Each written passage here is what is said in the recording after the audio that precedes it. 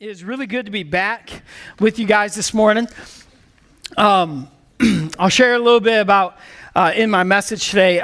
Last week I was driving home from St. Louis, Missouri at, a little bit around this time actually. I had the opportunity to go on a mission trip kind of last second. And when I mean last second, I mean literal last second. Phone call, talking with my wife at Wednesday night and being like, hey, is this even possible? Because by Thursday morning at 8 a.m. was the last time that we could change a ticket's name. And so I'm thankful that I was able to go, thankful for, as a church and as just the team and everything, we were able to make it happen, but thankful that my wife let me go with two little boys. She's definitely a rock star. And so I'll share a little bit more about what happened on that trip in a few short seconds here. And today we actually close out our series called The Story. And over the course of these past few weeks, we've been looking at who we are, what we stand for, our mission, our vision, our core values. And today is, as kind of we close it out, something that I feel as the capital C church, not just our church, but the capital C church, we need to even step up a little bit and do a little bit more. And that's what I want to talk about today. That if there's one thing I've learned over the course of this message, I've looked at some different stuff. I've been here for just over a year, and one of the first things that I received was this little binder. And in this binder had just some information about the church and all that stuff, but there's one page that just stood out to me and kind of disturbed me. And it was just the demographics in this area and some of that information. And one of the biggest statistics that stood out for me and hurts my heart is roughly 46% of the community is unaffiliated with any religion.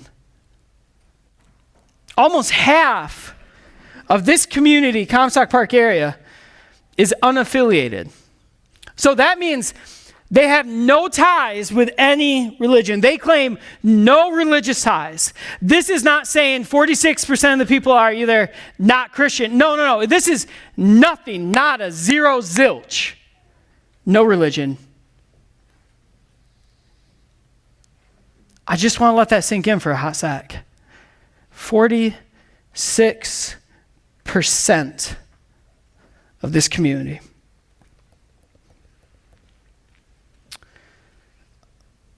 Almost half the people who you maybe come in contact with, see at the store, drive next to on the roads, live right behind us. That means there's people out there who we know, people out there who we meet for the first time, who truly don't know about God's incredible love. God's love that will chase you even when you are being stupid. God's love that will seek you out even when you are caught up in the mess and in the hole in life. God's love that will pull you out of the hole and carry you back. There's people in our lives that maybe, just maybe,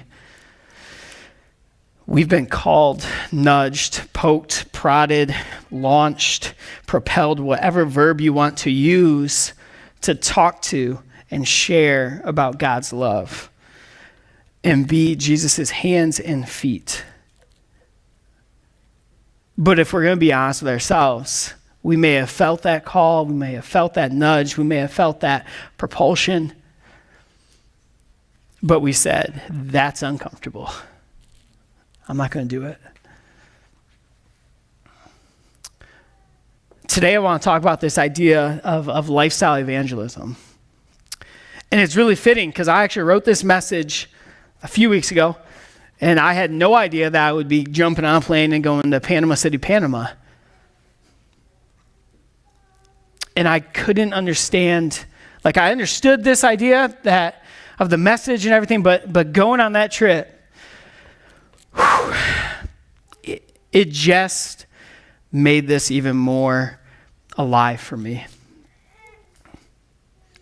Because I remember going on this trip and I was sitting with my my mentor, and he's also a pastor.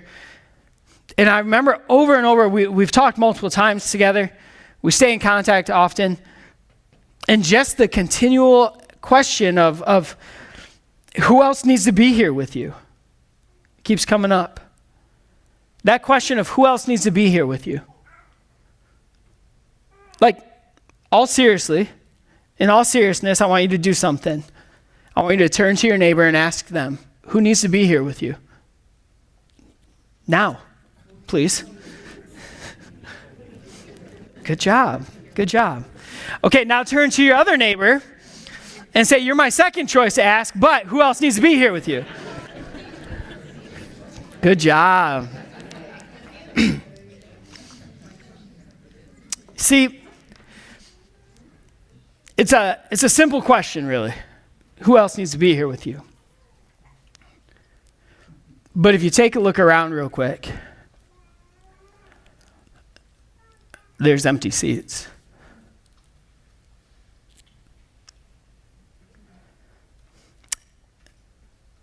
There's an empty seat where maybe this seat has the name of Bob on it. I don't know Bob, but Bob needs to be here. But maybe somebody knows Bob.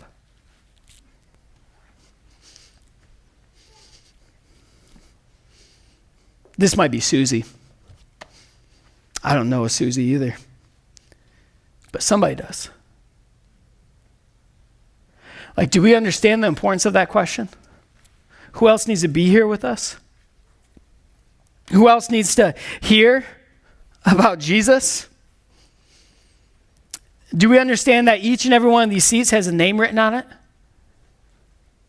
And that name is important. But do we also understand that that seat with a name on it also has an invitation that needs to be taken to that person? And maybe, just maybe, somebody needs to take that invitation today, and when they go home, they need to call up Bob or call up Susie or call up whoever it is and say, hey, you need to be at church with me. Like, I don't want to miss this. We're talking about eternity. Eternity. You guys know how long eternity is? It's long. It's like forever. I think that's what it means.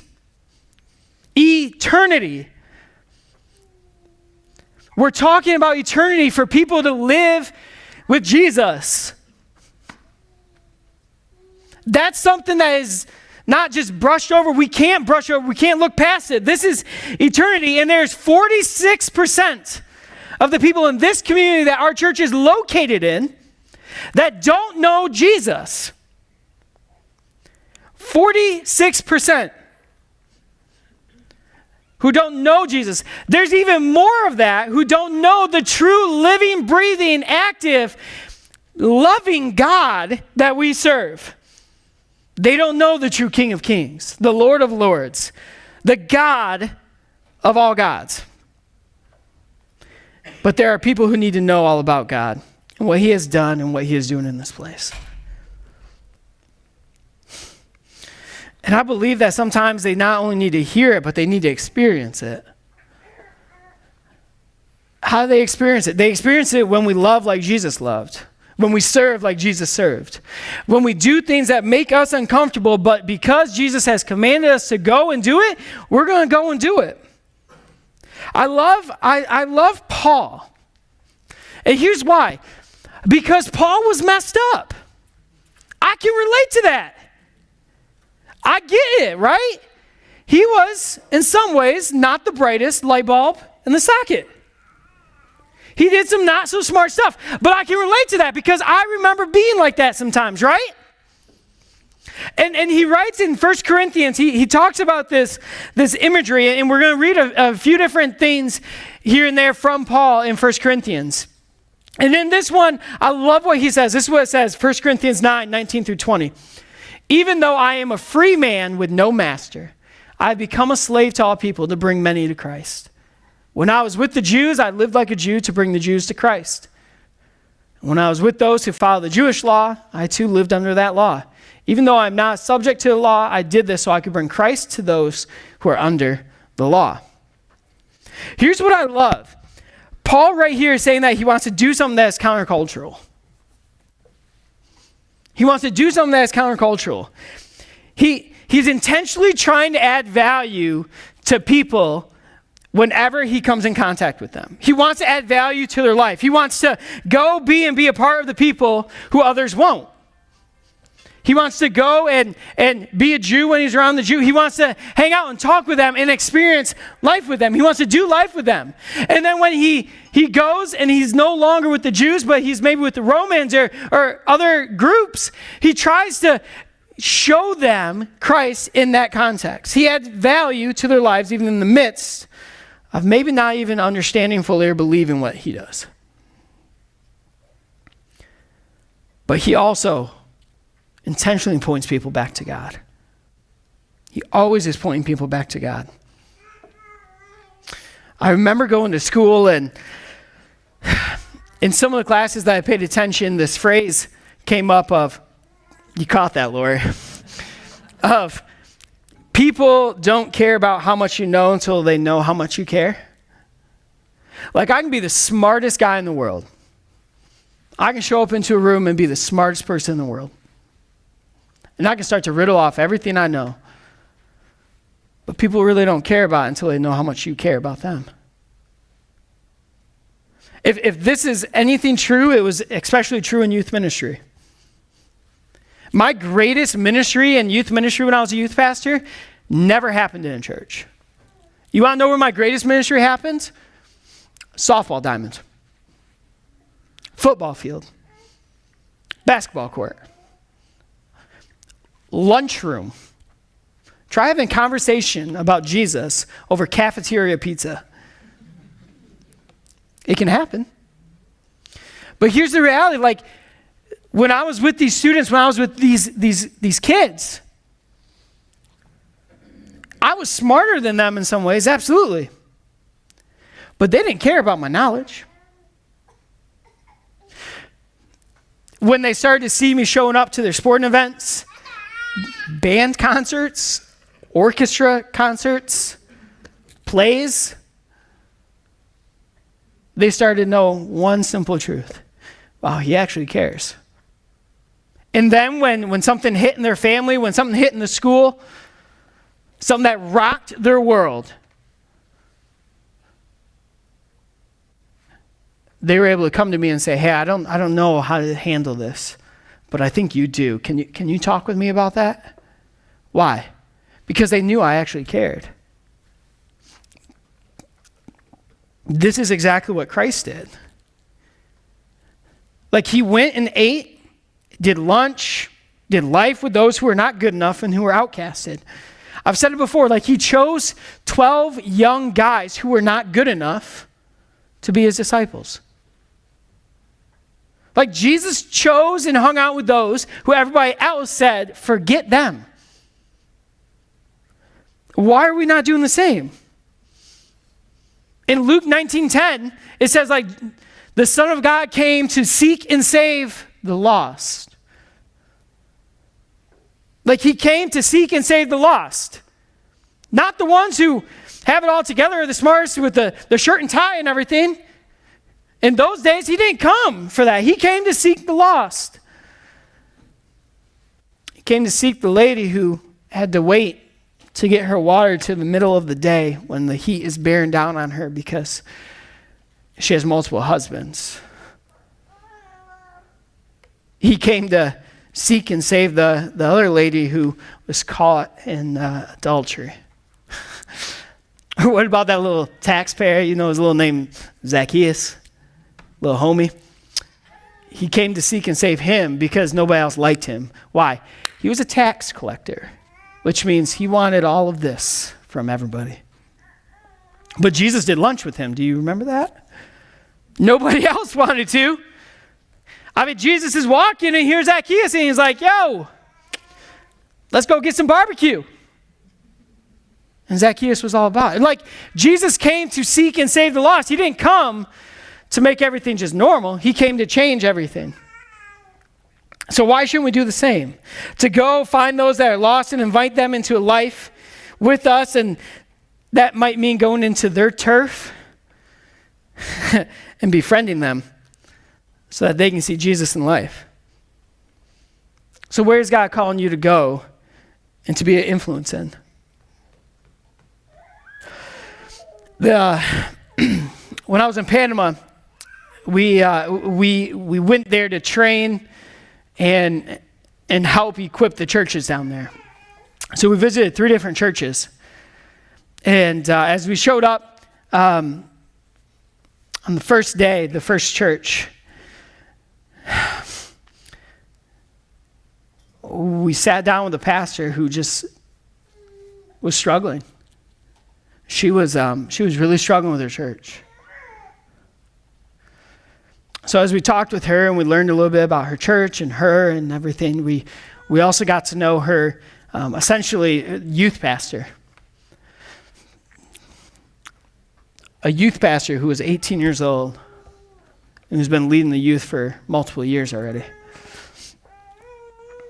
And so as we talked with him, and we just said, like, okay, so like, what can we do now? And he was like, well, the church is literally located in the middle of a neighborhood. They basically bought a house and transformed it into a church. And church is done on the front porch, actually. So it's a covered steel, just simple roof. And they put these chairs up, and you do church right in the middle of the front porch. And you put some speakers out, and the whole neighborhood, and I mean the whole neighborhood, hears church. And so during the day, after we sat down with the pastors, we started to go and we just walked the streets. And we went and we just got to know people in the literal neighborhood. We walk up to this house, and this lady is sitting there with her family, and her mother shows up out of this car, and the mother is old, and she's battling some illness. You can imagine we were in some poor communities.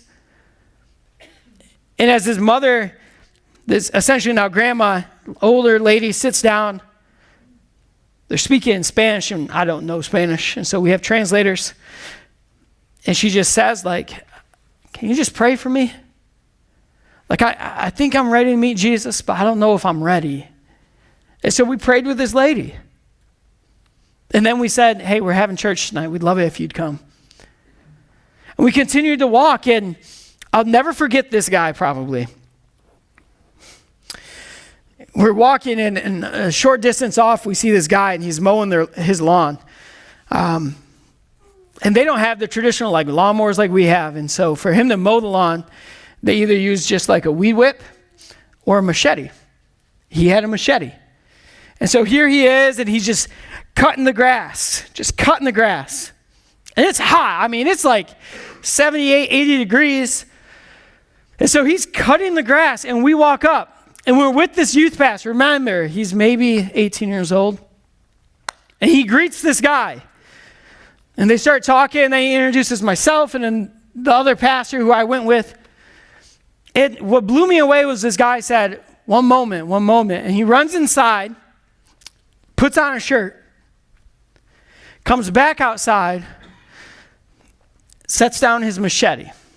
This is important. And we start talking to this man. He's not much older than this 18-year-old youth pastor, but I can tell the youth pastor and this guy have a good relationship. And as we start talking to him, we're like, well, what does he do for a living? Turns out this guy is pretty high up in the gangs. He's a gangbanger. So here we are, talking about Jesus in the middle of the street with a gangbanger. Have you ever asked a gangbanger, hey, do you know Jesus? Because we did. And let me tell you his reaction. I've heard about him. But do you know him? No. Okay. You've done some pretty bad stuff. He's like, yeah. Stuff you're not proud of. Nope. Can you tell me what is holding you back from following Jesus fully? Kind of looks around. I can't say it. We get it. We get it. As we're talking in the middle of the road, there's a few other guys who came out of their house because, these white guys are talking to this gangbanger who's high up in the gang. They can hear our conversation. He's nervous. I get it. He's got tattoos all over the place. And we start talking with him and just about his life and who he is. He does pretty well for himself. You can tell by his house. And as we're in the middle of this conversation with him, it just is this moment where a lot of the pastors down there, believe it or not, don't have tattoos. And so myself, my tattoo's pretty visible. The other pastor that I'm with, he has tattoos on his arms, so they're also visible. And he just kind of looks, and we're talking with him. We're like, you've done some pretty stuff, He's like, yeah, stuff I'm not proud of. He's like, you do know I'm in a gang? We're like, yeah, that's cool. And he's like, oh, okay. He's like, and you guys are pastors? We're like, yeah. He's like, you guys got tattoos. How are you a pastor? We're like, well, Jesus still loves us. And we'll talk about that in a minute. But we're talking with this guy, and here in the middle of the road, here's what blew me away. We simply said, do you want to know Jesus more? I do. This 18-year-old gangbanger high up in the gangs. We pray in the middle of the road. Cars are honking and flying past us because we're in the middle of the street. And we're praying for salvation with this gangbanger. We walk away. We invite him to church. He didn't show up to church that night. But here's what blew me away at 1:30 a.m. as I'm sitting talking with my other buddy is we're talking about this is it's incredible that this gangbanger wanted to pray and learn more about Jesus, right? That's awesome.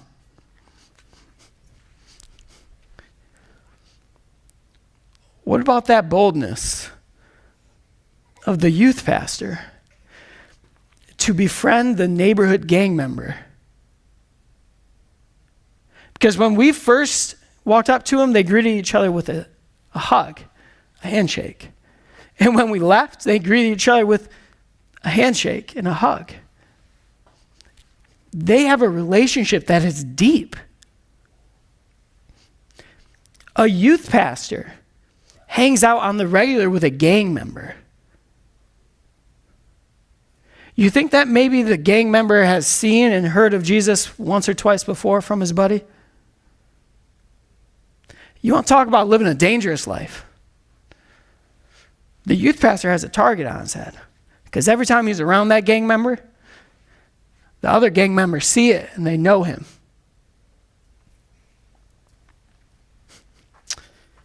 That machete was important because as we were walking, they normally don't put down their protection.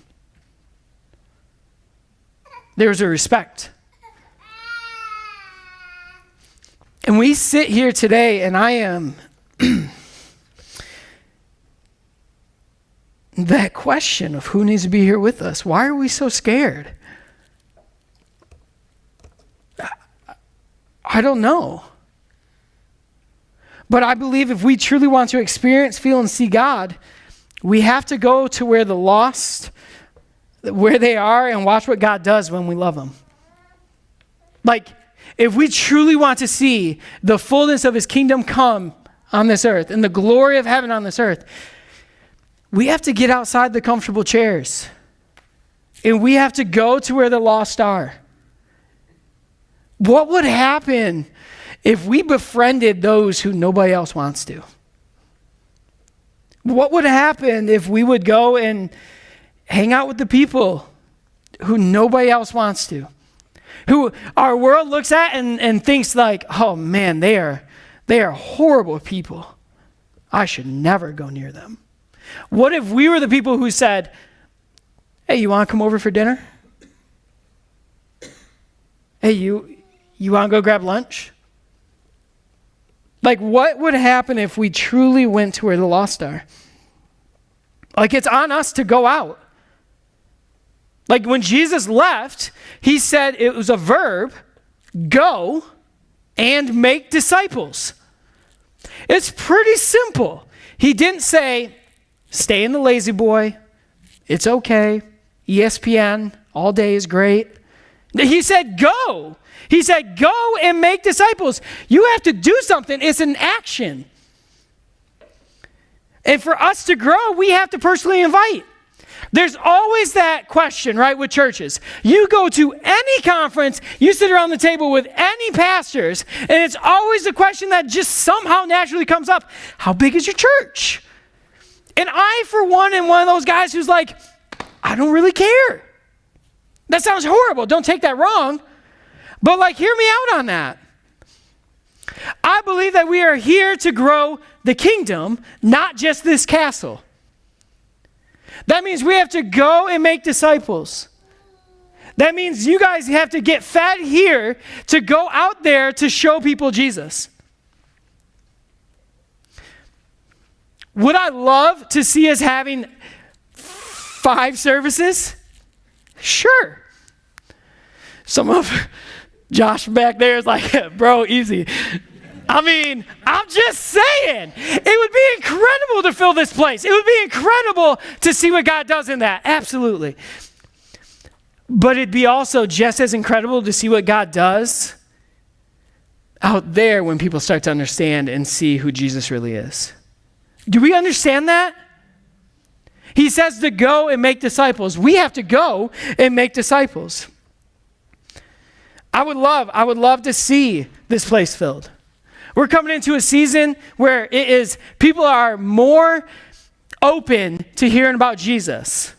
In the Christmas season, people are just naturally more open to hearing about Jesus. So I'm just going to throw it out there and put it out there. Who needs to fill the seat next to you next week? Who do you need to personally invite? And I'm not talking like, hey, Bob, you should check out our Facebook page and come to church with me. That would be cool. That's no. Like, what if you literally went to Bob's house? Have you seen those commercials? I don't know, it's a car commercial where they're like, are you answering my text in person? Yes, I am. What if you show up to their house and like bang on the door until it opens? Like, what if you literally show up and like tear the door down until they came out and answered you? What if you're like, I am not stopping, I am not giving up, I am not leaving until you join me in church, because I have this dude named Jesus and I have to tell you about him because he loves me even when I've messed up, and he loves you too, Bob. Would you like to go meet him? I know a great place at 10 a.m. You can go meet him. And then when Bob joins you, guess what? The next week, God's going to be like, hey, do you remember Susie? You're like, oh, Susie. Yeah. And then you go to Susie's house. And you show up at Susie's house. And you sit there and wait for Susie to come out until you can personally invite her. What would change? What would happen in people's lives? What would happen in our church, in our community, in our own lives if we truly see what God does by simply going and making disciples?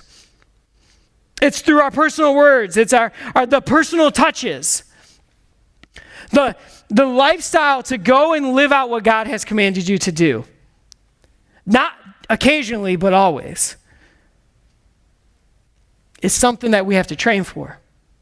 Paul continues to talk about this. He continues on a few verses later, 24 through 27. Don't you realize that in a race, everyone runs, but only one person gets the prize? So run to win. All athletes are disciplined in their training. They do it to win a prize that will fade away, but we do it for an eternal prize. So I run with purpose in every step. I'm not just shadowboxing. I discipline my body like an athlete, training to do what it should. Otherwise, I fear that after preaching to others, I myself might be disqualified. Paul references this image of athletics and athletes, right? It would have been this imagery that the people would understand. You see, because they would understand it because they're familiar with the games. Second to the Olympics was the Isthmian Games. And Paul references it because the people would know what he's talking about when he talks about being disciplined and your body being disciplined and shadow boxing and running the race. These athletes would train for months and months to be in peak shape and condition for their race or their event. They would literally abstain from things in their life, from food and certain activities, so that they could keep their bodies in the top condition possible. He trains for one goal. When we were training to run the race, I personally was not training to be number one. I'm telling you right now. I was training to cross the finish line and not meet Jesus that day. Like, I was just training to run. Like, that's what I wanted to do. But he says these athletes would train for one goal, which was what? To win. I like winning. Guilty confession. I am a poor loser sometimes. I like winning. Anybody else like winning in sports or games? Right? We don't play much Monopoly at our house. We don't. Why? Because one of us is a little hot-headed when it comes to games. I mean, Courtney's working on it. But I'm joking. I will pay for that later. Okay, so he encourages us to train and to train to win. But he says, forget the prize of the athletes. Ours is an eternal one. An eternal prize. Remember, eternity is on the line. I also want to point out something that he says. I'm not just shadow boxing. What's incredible is if you watch boxers, they'll shadow box, right?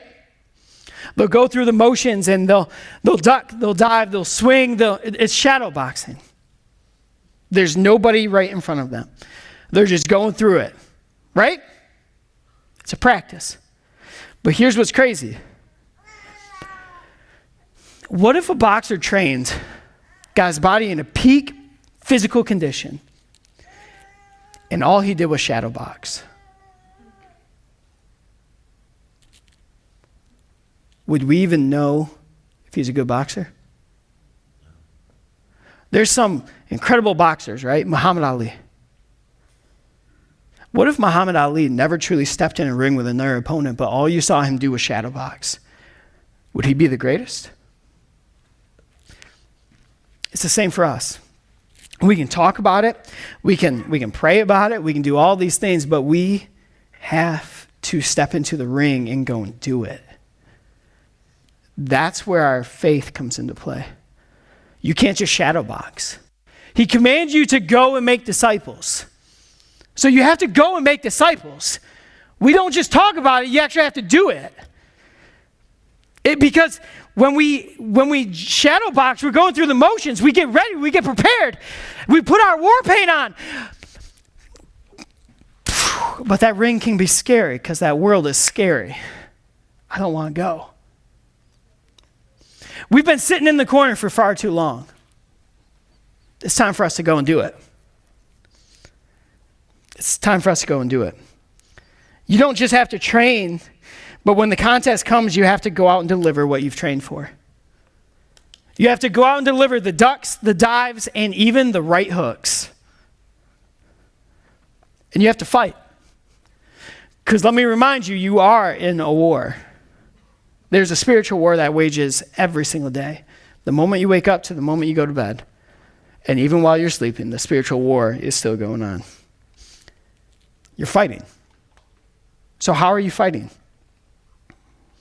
We can't just sit here and talk about what we can do, who we should talk to, and where we should go. We actually have to go out and do it because there's power in action. We've stayed in the huddle. We've stayed in this place far too long. See, the greatest work of the church is also the most personal, to go and make disciples. That's personal. You have to invest in people. How are you doing with that? How are you doing making disciples, not just converts? How are you doing with inviting people to be with you in these chairs. You see, I'll never forget this quote. John Acuff was speaking at a conference I was at, and he looked at the audience and he said this: "The first church a neighbor visits is your driveway." He opened his message with this. I was like, oh, this is going to be good. And it was phenomenal. Because the first church your neighbor visits is your driveway. How are we doing with opening up church on our driveway, y'all? Are we talking about Jesus? Are we showing Jesus? Are we being the hands and feet of Jesus in our driveway? Because here's our truth. Here's the reality. We don't get to be a good church but a bad neighbor. Woo! We don't get to be a good church but a bad neighbor. But here's the other thing. It's the same thing in our families. Ooh, that one stings a little bit too. We don't get to be a good church and a bad spouse or a bad parent or a bad sibling. We have to learn to major in the minor things and major things in life. And I know it's hard. I know it's tricky, messful, hurtful, confusing, and frustrating. But I want to share something with you about that. You're going to be misunderstood in this life. You're going to upset people, by the way. You'll be rejected also. But that doesn't make you a victim. It makes you a participant. In the gospel story, when we're rejected, when we're misunderstood, when people get frustrated at us, it makes us a participant in the story, not the victim. Because Jesus was rejected, by the way, misunderstood, by the way, and people got frustrated at him. Did you know that? Did you know that people were mad at Jesus? Wow. Like, Jesus was the man who modeled this, and we're called to do the same. Like, at the end of the day, we need participants. We don't need bench warmers. We don't need people who play it comfortably. We need participants. We need to step in and serve, not only here in the church, but in our community. And you need friends. You need to surround your people around you who want to live on mission with you.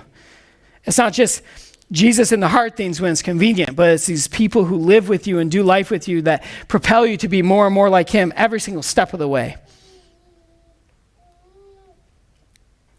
So, who else needs to be here with you? When you look around at the empty chairs, who's missing? And what are you going to do about it? Because we can identify it, but what are you going to do about it? Our world, a lot of people in the world are loud about problems. I want to be loud about the solutions. But I want to be even louder about the ultimate solution, Jesus. Our world needs to hear more about the ultimate solution that God offers us. We can talk about the issues of the world, the issues of our nation, issues of our community. But are we talking louder and more about the solution that is Jesus Christ? Or are we just offering up the problem over and over again? Are we talking about the solution of the one who came, lived here with us, did life here on this very earth, breathed, ate, died for our sins, took our shame to the cross, and rose again, and invited us into eternity with him? Are we talking loud about that? Are we living loudly about that? The one that in his name, when you just speak the name of Jesus, the demons shiver in fear? Are we talking loud about that? Are we talking loud about the name of Jesus, who at the mention of his name again, even just the presence of God, the devil and evil has to flee. They have no place in his presence. Are we talking loud about the solution that is of Jesus, or are we just loud about the problems in our world? Because our world right now is really loud. Our nation is really loud about politics. I don't like politics. Why? Because I just don't get them. But I know Jesus. And I know Jesus is my ultimate solution. And my hope and my faith and everything I have is in Jesus. Are we loud about that? Because people need to hear it. So as we close today, I know I've preached long, but that's okay, because Josh hasn't shut off my mic yet. I have one more question for you. Who are you inviting to be with you and Jesus in heaven?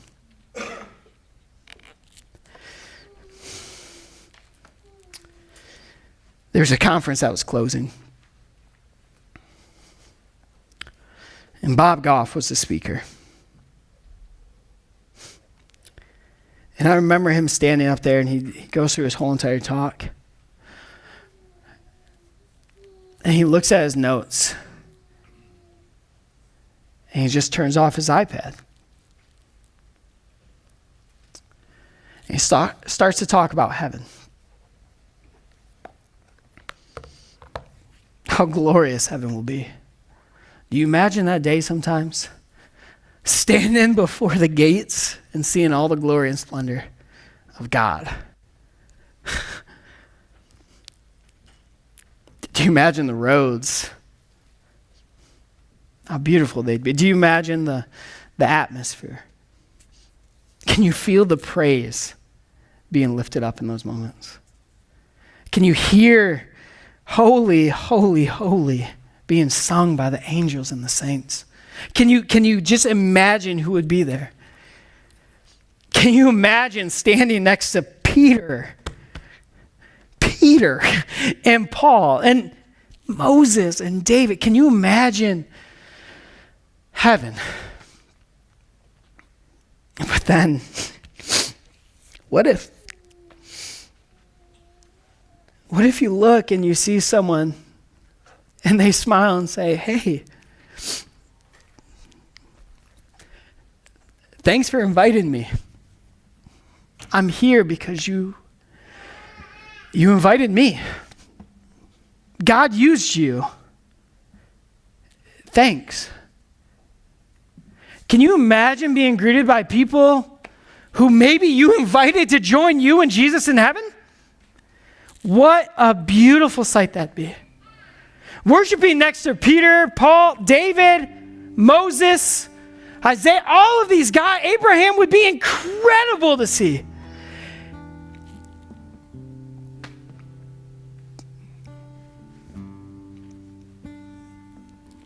But what about Susie? What about if Susie said, "Hey, thanks for the invite to heaven. It's as great as you said it was. You were right. You're right. Jesus is good. Man, I can't even begin to tell you what I saw him do in my life.